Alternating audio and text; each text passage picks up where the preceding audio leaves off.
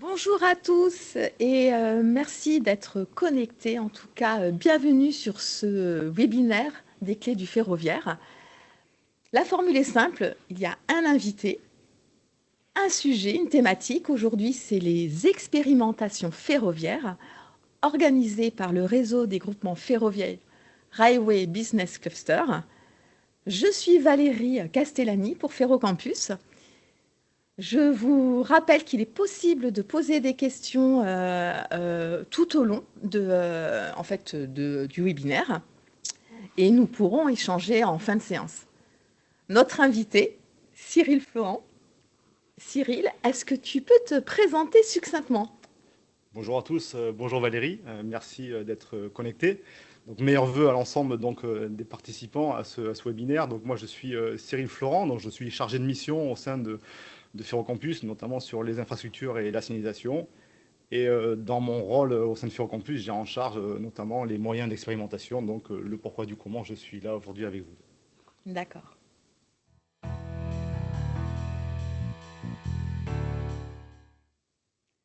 Alors justement, pourquoi est-ce que Ferrocampus s'intéresse aux expérimentations? En fait, les expérimentations, déjà Ferrocampus fait partie de deux consortiums majeurs, donc le consortium TELI, et le consortium NSDF. Donc, le consortium TELI, c'est le train léger innovant qui est piloté par SNCF Voyageurs. Et le consortium NS2F, nouvelle destination ferroviaire frugale, qui est piloté par Hitachi Rail. Donc, dans ces deux consortiums, Ferrocampus s'est engagé à fournir des moyens d'expérimentation. Ces moyens d'expérimentation, en fait, on s'est dit au sein de Ferrocampus qu'il serait intéressant de les ouvrir à d'autres acteurs que ceux du consortium. Donc, effectivement, les partenaires du consortium, de ces consortiums en tout cas, peuvent venir expérimenter sur ces moyens. Mais l'idée, c'est vraiment d'élargir au plus grand nombre ces moyens et le proposer à la filière. Et l'objectif aujourd'hui, c'est d'ouvrir ces moyens et de les faire connaître. D'accord. Alors en fait, à quels besoins répondent ces expérimentations? En fait, on peut répondre à divers besoins. On peut envisager déjà dans un premier temps de faire des essais statiques. C'est-à-dire qu'on peut juste simplement faire de la connectivité, de faire de la simulation, etc. Pourquoi de la simulation? Parce qu'on a une base de données au niveau des jeux de données au niveau de Ferrocampus qu'on peut mettre à disposition. Et là-dessus, vous pouvez déjà simuler des jeux ou des solutions. Derrière, on va plutôt aller sur une expérimentation avec des essais dynamiques, où là, l'objectif est de tester en conditions réelles. L'objectif, c'est que vous, partenaires, vous, académie, vous, élèves, vous venez en tout cas tester en situation réelle vos solutions. Donc pour cela, en fait, on va vous proposer un matériel roulant, on va vous proposer donc de tester sur de nouvelles infrastructures, donc d'équiper des capteurs sur des moyens différents. On va vous permettre aussi de venir tester de la nouvelle signalisation. Et bien évidemment, l'objectif, c'est que derrière tout ça, vous puissiez aussi capter de la donnée pour faire travailler vos algorithmes. Donc, on parlera tout à l'heure des projets où Ferrocampus est aujourd'hui intégré, des expérimentations qui ont été menées et des futures expérimentations qui vont se produire. Et notamment, la donnée aujourd'hui est un enjeu majeur au sein de la filière. Un autre axe qui peut aussi permettre aux entreprises d'avoir une autre vision, c'est de tester en expérimentation sur un matériel roulant. Notamment, là, je fais référence au train laboratoire qui a été acheté par la région Nouvelle-Aquitaine. Je vais vous présenter tout à l'heure. Ce train, en fait, qui est en service commercial voyageur, on peut venir expérimenter à bord et avoir ce retour voyageur de la solution proposée. Donc, effectivement, trois axes. Un peu essai statique, essai dynamique et expérience voyageur. Donc vraiment, c'est l'objectif qu'on veut mettre aujourd'hui. En fait, c'est vers là où on va. Et on veut aller avec vous. D'accord. Donc en fait, on a vu ces trois axes.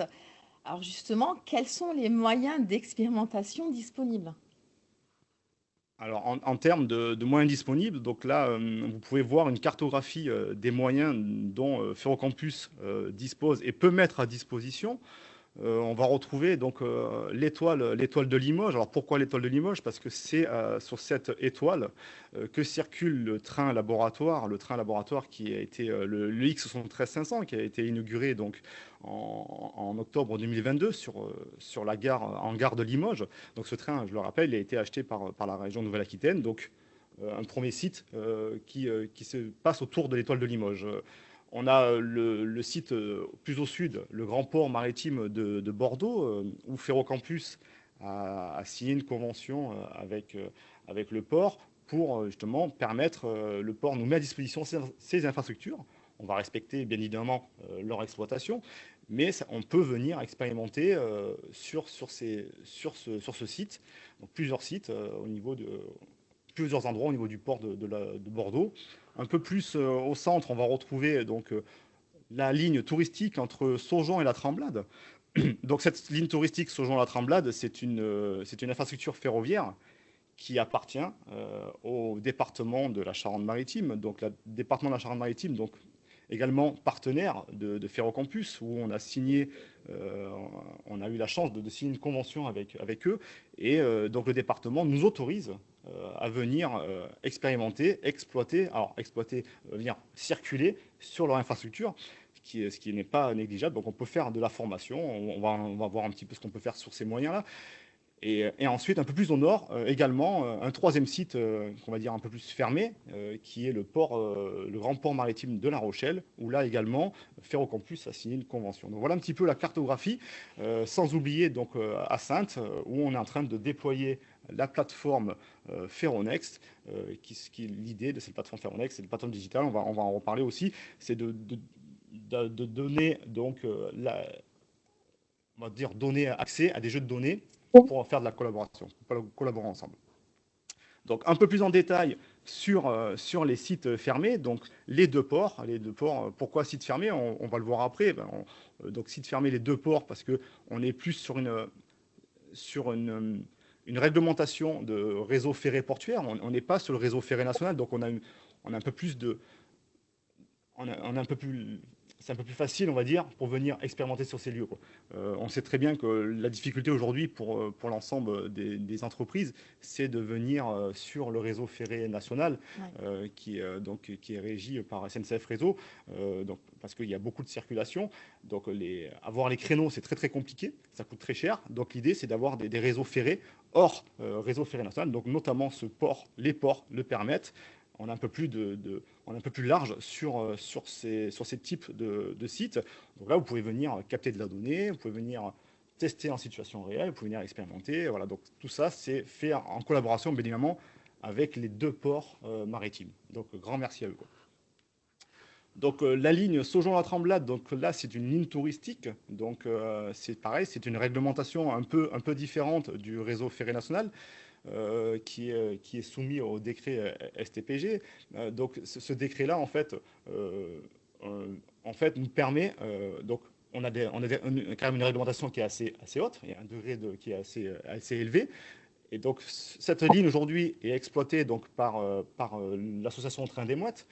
Donc, évidemment, on laisse l'exploitation au Train des Mouettes. L'idée, c'est de venir, quand il y a des créneaux de libre sur cette ligne, pour venir, encore une fois, capter de la donnée, équiper cette ligne pour faire des essais, pour faire des preuves de concept, aller un peu plus loin, pour pouvoir aussi faire des commandes de différents équipements. On peut parler d'aiguilles, on peut parler de passage à niveau, voilà. Donc, et on peut aussi intégrer cette ligne avec des capteurs. Donc voilà, donc une ligne touristique qui finalement est un vrai jeu, un vrai bac à sable pour les entreprises et les PME, quoi.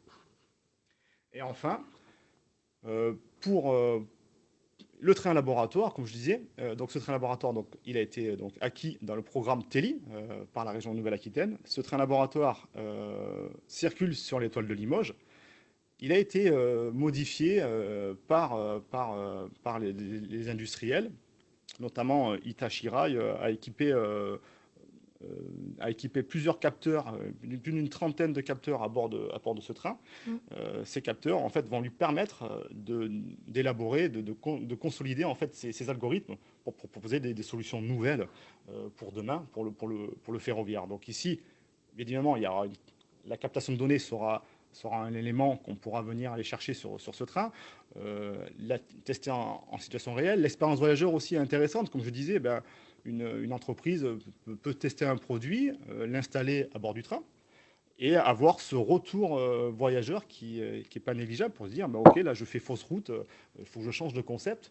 Ou alors disant, là, oui, effectivement, mon produit plaît, parce que le voyageur me le dit, on continue. Ouais, donc, parce que ce train circule en service commercial voyageur.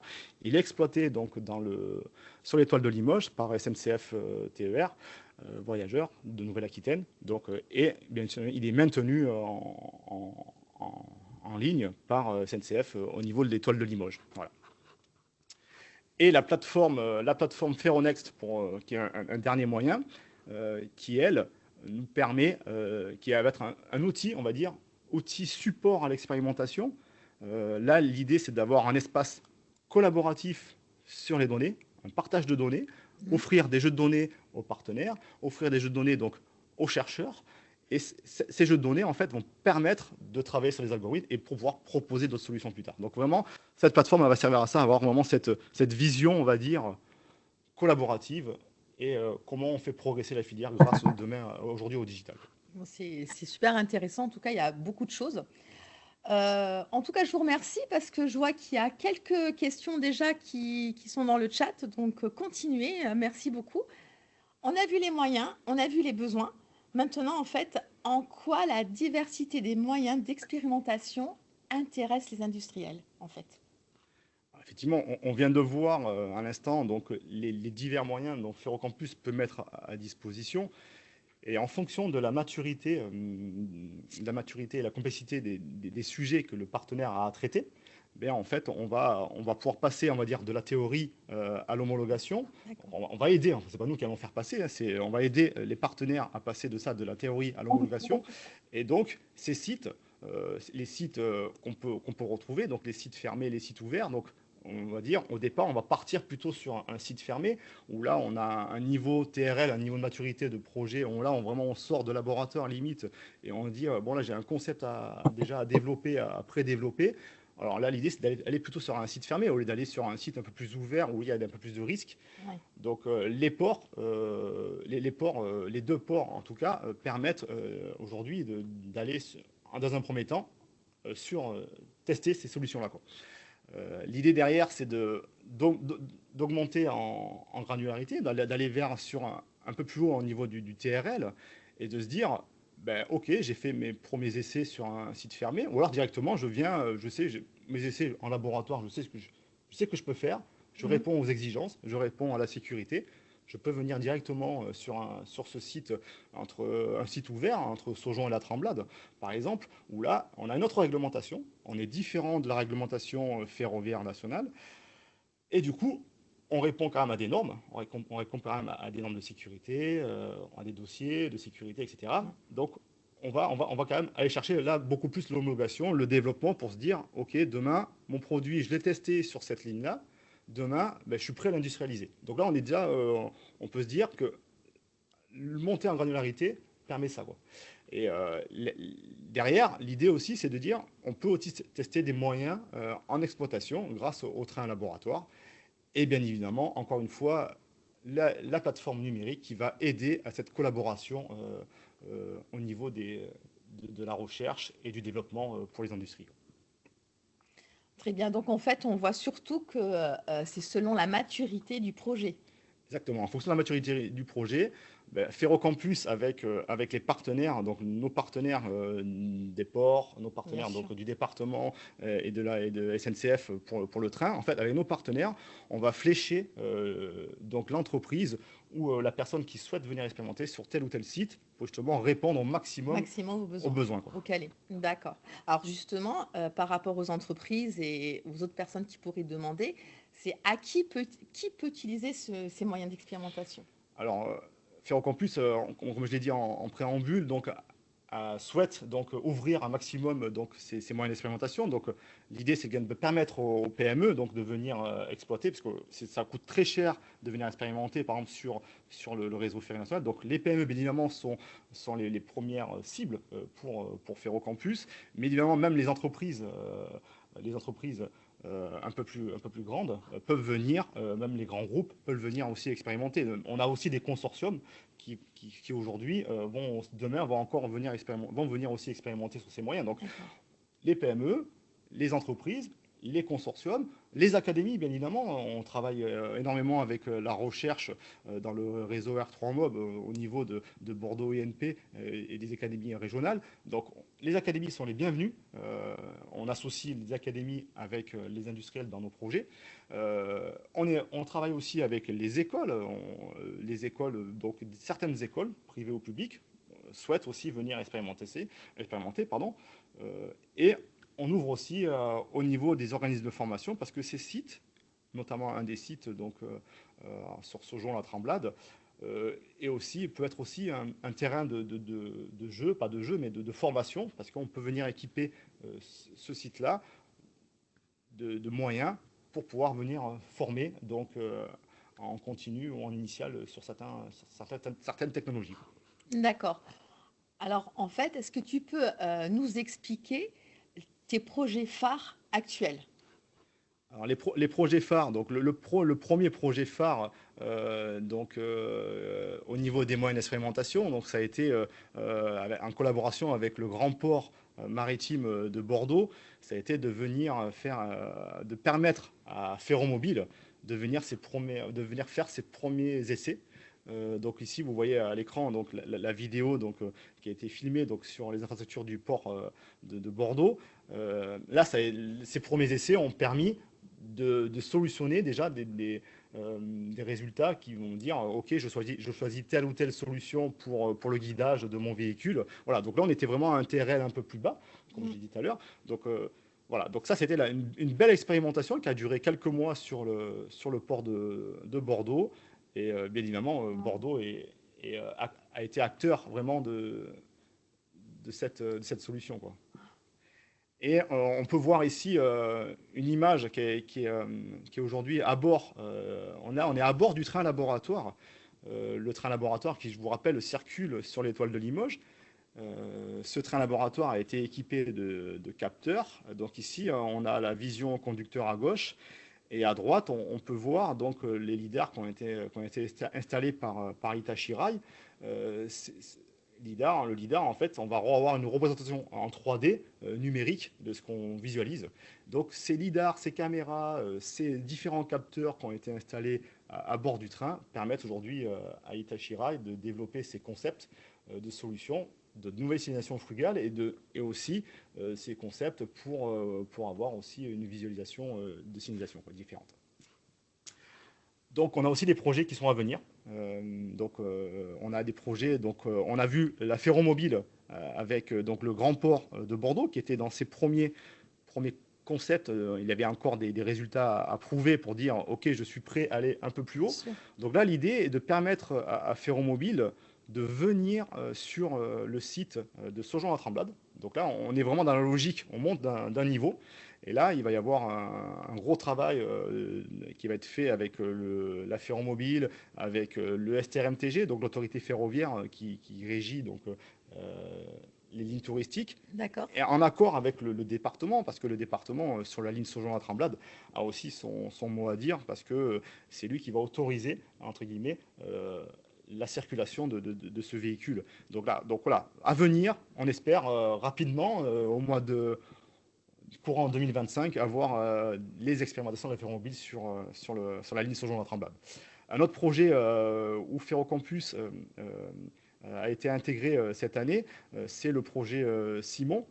Donc ce projet, en fait, c'est développer des concepts pour avoir une vision de maintenance prédictive. Donc là, ça va être un véhicule qui va circuler sur les voies. Ce véhicule va analyser donc l'infrastructure ferroviaire et en retour, les industriels, Railway notamment, va pouvoir donner donc des rapports sur l'état de l'infrastructure Cet état d'infrastructure va donner des rapports de prédiction, de menaces prédictives, ou voire même correctives. Attention, là, il faut agir tout de suite parce qu'il y a peut-être un défaut urgent. Ouais. Voilà, donc, et là, Ferrocampus, dans ce consortium, joue le rôle en fait, de mettre à disposition donc, des sites d'expérimentation, tels qu'on vient de les voir, au niveau des ports, au niveau de Saujon-la-Tremblade. Et bien évidemment, on va acquérir un autre véhicule, c'est un véhicule rail-route qui va être équipé de capteurs, parce qu'il faut capter donc, tous ces défauts, il faut les capter. Donc ces capteurs vont être achetés par Bordeaux INP dans ce projet-là. D'accord. Et ces capteurs vont équiper ce véhicule. Et ce véhicule pourra circuler. Donc toutes ces données qui vont être récupérées au sein du projet vont être en partie, certaines vont être des données collaboratives. Donc, bien évidemment, il faut toujours respecter la propriété des industriels.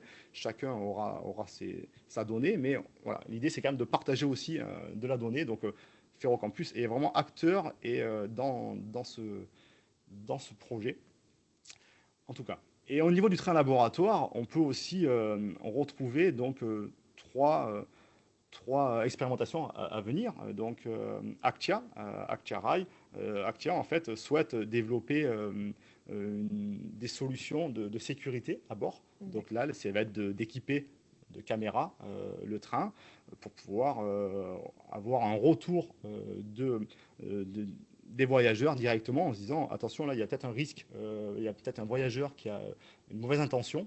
Donc c'est de prévenir le plus rapidement possible de l'intention de l'un ou de l'autre vis-à-vis d'un autre voyageur, quoi. Donc ça, c'est un projet qui on l'espère, va arriver sur 2025. En tout cas, on y travaille. Un autre projet sur le train laboratoire, c'est avec Saint-Gobain. Saint-Gobain donc, travaille sur des nouveaux pictogrammes. Donc l'idée, c'est de présenter aux voyageurs un nouveau pictogramme, donc éclairé. Ces pictogrammes, en fait, permettra de dire, regardez, c'est des solutions qui sont proposées. Et là, l'expérience voyageur a du sens parce que ça pourra permettre de dire, avec un QR code, on peut faire des questions-réponses en disant est-ce que ça vous convient? Est-ce que c'est trop gros, trop petit? Le visuel, comment il est? Donc ces pictos, en tout cas, ces solutions-là seront en tout cas expérimentées à bord du train. Et enfin, SkyTeed, une autre entreprise d'Occitanie, va, elle, venir tester des micros. Un casque micro, ça va être, comment dire, on est en conférence, on peut être en conférence aujourd'hui à bord d'un train. Beaucoup de professionnels ont des visios ou des réunions à bord du train. Bien sûr. Là, ben moi, si je suis en réunion, ben l'idée, c'est quand même de ne pas vous déranger, quoi. Donc là, donc SkyTeed va développer des micros pour en tout cas, pour capter vraiment un ton de voix et des ondes vraiment très basses, pour justement parler tout doucement, pour déranger le moins possible les voyageurs. SkyTeed va aussi venir tester de la connectivité à bord du train. Donc voilà, donc, en tout cas, c'est à venir, c'est des beaux projets, et on est très content en tout cas d'accompagner l'ensemble de ces entreprises et de ces consortiums pour mener à bien leurs solutions. Ah, je suis d'accord avec toi, c'est quand même incroyable tous ces projets. Je ne sais pas ce que vous en pensez, mais vraiment, en fait, tu t'ennuies pas. C'est clair. On s'ennuie pas, non. On s'ennuie pas. En tout cas, n'hésitez pas à poser des questions, nous donner vos opinions là-dessus. On va prendre les questions un peu plus tard. Alors moi, j'ai une petite dernière question, je pense. C'est comment on rentre dans la dynamique, en fait, pour faire des expérimentations?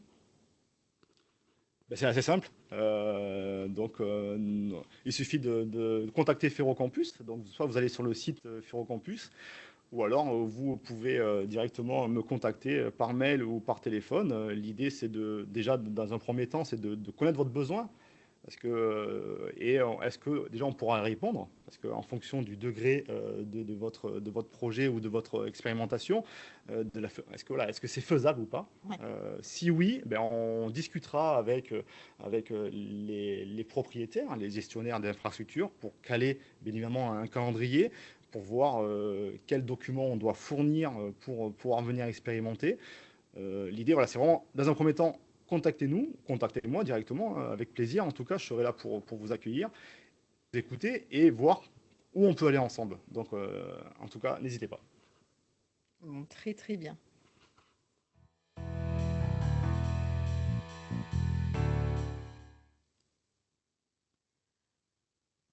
Donc là, je vais prendre les questions des participants. En tout cas, merci beaucoup. Jean-Christophe Chevalier, bonjour, nous pose cette question. Faut-il être membre de Ferrocampus pour venir expérimenter? Alors, pas du tout. On n'a pas besoin d'être membre de Ferrocampus pour venir expérimenter. Encore une fois, comme je le disais, c'est contactez-nous. L'idée, c'est de répondre vraiment à votre besoin. Donc, c'est d'ouvrir aussi à la filière, à l'ensemble des acteurs du ferroviaire. Pas besoin d'être membre de Ferrocampus pour venir expérimenter, bien heureusement, quoi. Ah, oui, c'est ouvert en tout cas à tout le monde. Deuxième question de Jean-Christophe Chevalier aussi. Quel est le délai entre la demande d'accès et la possibilité d'expérimenter? Alors oui, Important. effectivement, oui, en fonction du projet, de la maturité du projet et de la complexité du projet ou de la solution à tester, ben, les délais peuvent varier. Si on est sur un degré assez haut, si on a besoin de... Là, j'ai pris l'exemple du train des Mouettes, de la ligne Saujon-la-Tremblade, Ouais. où la ferromobile doit venir expérimenter, on va dire, sur cette ligne-là. Donc là, eh bien, il y a tout un dossier à monter, notamment un dossier de sécurité, où là, l'autorité va autoriser Bien l'expérimentation. sûr. Donc effectivement, en site fermé, si je prends l'exemple de la ferromobile, pour continuer sur cet exemple-là, en site fermé, donc en 4 mois, on va dire, on peut amener une expérimentation en discutant avec les gestionnaires, etc. Sur un site un peu plus ouvert, comme le STRMTG, donc là, il y a tout ce dossier de sécurité à mener, donc il y a toute l'étude à prouver, il y a les autorisations à aller chercher, donc là, c'est minimum 8 mois, on va dire. Voilà, donc en gros, c'est anticiper votre expérimentation. N'attendez pas le dernier moment pour venir expérimenter. Il en est de même sur le train laboratoire. D'accord. Alors j'ai quand même ça me fait penser. Est-ce que on peut faire tout en fait en expérimentation? Tout est possible ou Alors, sur le train laboratoire, non, sur un train laboratoire, l'idée, c'est quand même un train qui circule en service commercial voyageur.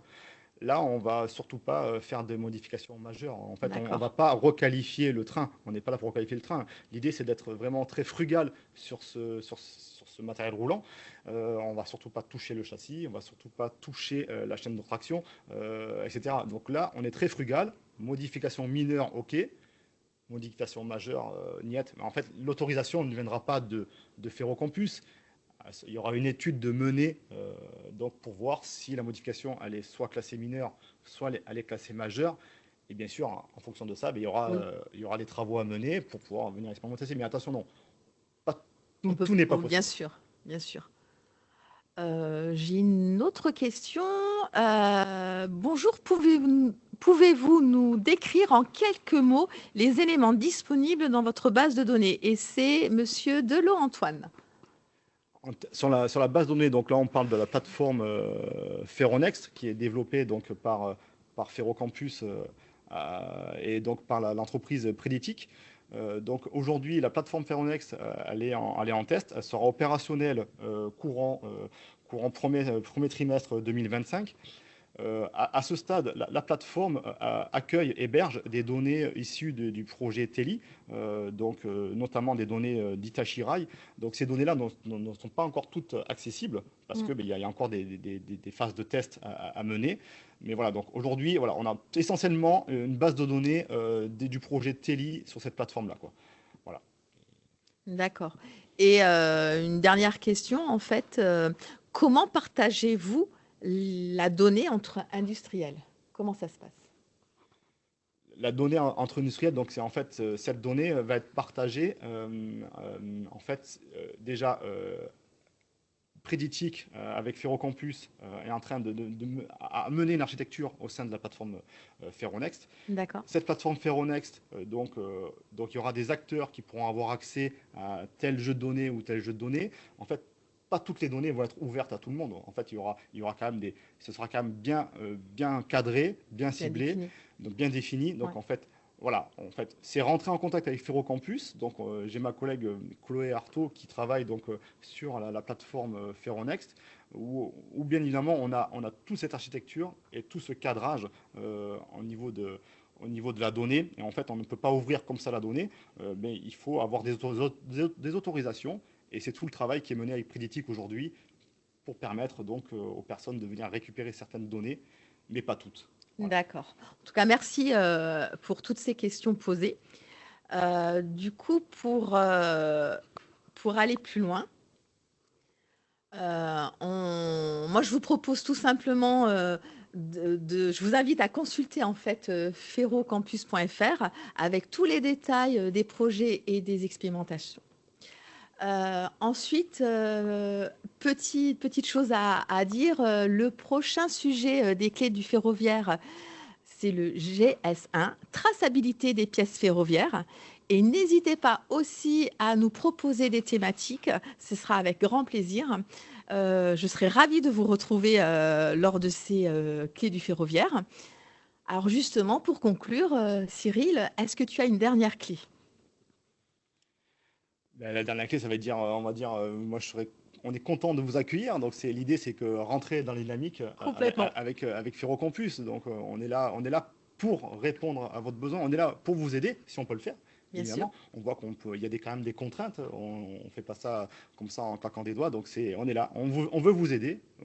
Si on le peut, on le fera en tout cas avec plaisir. Donc n'hésitez pas à revenir vers nous, quoi. Voilà, la clé, c'est on veut vous aider, rentrer dans la dynamique. Exactement. En tout cas, je vous remercie. Je vous dis à très vite et il n'y a plus qu'à, tout simplement.